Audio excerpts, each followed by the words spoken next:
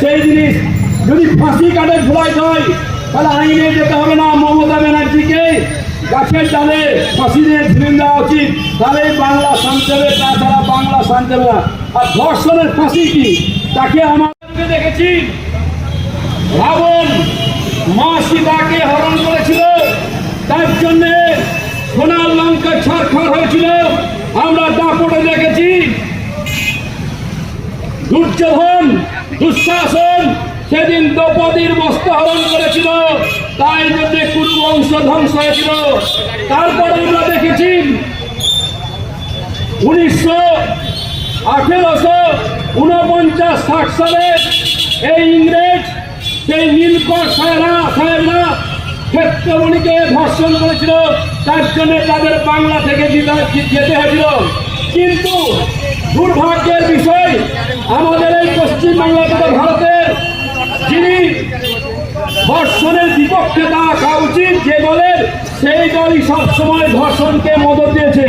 আমরা জানি 1946 সাল নোয়াখালীতে যারা ধর্ষিতা হলো, আমাদের জাতির জনক গান্ধীজি কি বললেন, সেদিন বলেন ধর্ষিতাকে বললেন তোমরা জীবে কামড়ে তোমরা লজ্জা নিবারণ করো।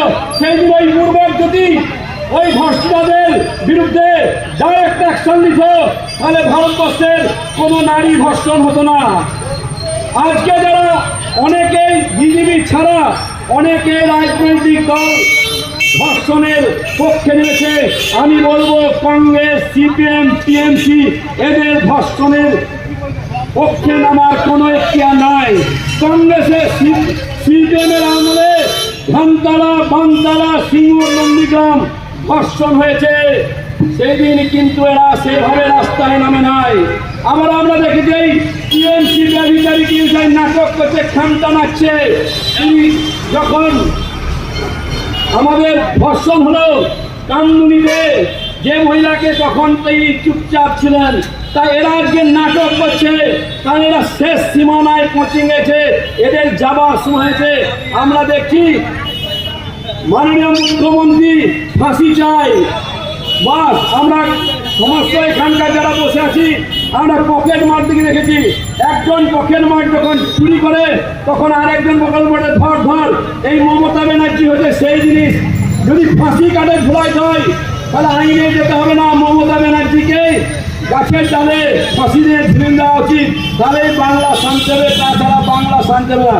আর ধর্ষণের ফাঁসি কি, তাকে আমাদের বিজেপি তথা আমার মানসিকতায় বলছি, যে 18 জন ধর্ষিতা ধর্ষণ করেছে তাদেরকে একদম রাস্তায় নিয়ে এসে দুটো পাকে দুটো ট্রাক্টর বেঁধে দিয়ে দুটো ট্রাক্টর তাদেরকে জোড়া সুন্দর মতন ফেলে দেওয়া উচিত, তাহলে আর কেউ এই বাংলার মা বোনদের ধর্ষণ বাচ্চা তাদের দিকে কুদৃষ্টি দিতে সম্ভব হলো না।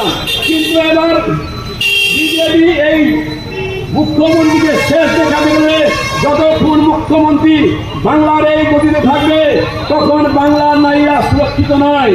তাই যতক্ষণ মুখ্যমন্ত্রী পদত্যাগ না করছে আমাদের এই ধর্ণা বিক্ষোভ চলবে। আমরা প্রথমে হয়তো নরমপন্থী, এরপর হবে জুয়ার দায় করেঙ্গে নাই মরেঙ্গে, হয় আমরা মরবো নাই দিদিকে নবান্ন থেকে বিদায় দেবো। কারণ আমরা যা বলি তাই করেছি, আমরা করি।